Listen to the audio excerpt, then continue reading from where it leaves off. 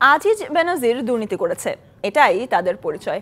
তাদের দায় মুক্তি দিয়ে বিচারহীনতার সংস্কৃতি চালু করছে না সরকার, এই কথা বলেছেন আওয়ামী লীগের সাধারণ সম্পাদক ওবায়দুল কাদের।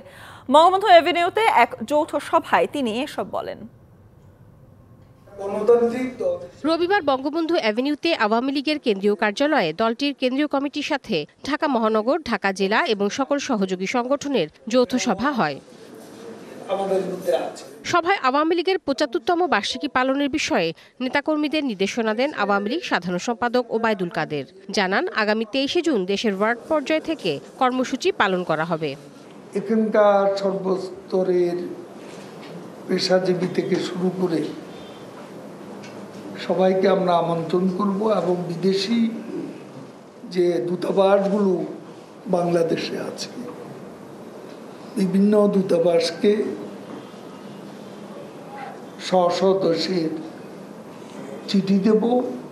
এ সময় তিনি আরো বলেন, যারা দুর্নীতি করেছে তারা আওয়ামী লীগের কেউ নয়।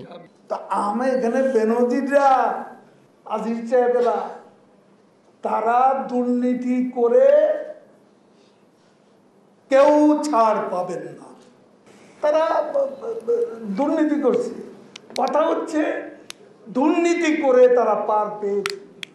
যেটা বিএনপি করেছে, আমরা সেই ইম্পিউনিটি কালচার আমরা এখানে গড়ে তুলিনি। ওবায়দুল কাদের অভিযোগ করেন, কালো টাকা সাদা খালেদা জিয়াও করেছেন, আর রাঘব বোয়ালদের লুটপাট বন্ধ করার জন্য এবারের বাজেট করা হয়েছে। এই বাজেটটা করা হয়েছে রাঘব বোয়ালদের লুটপাট বন্ধ করার জন্য।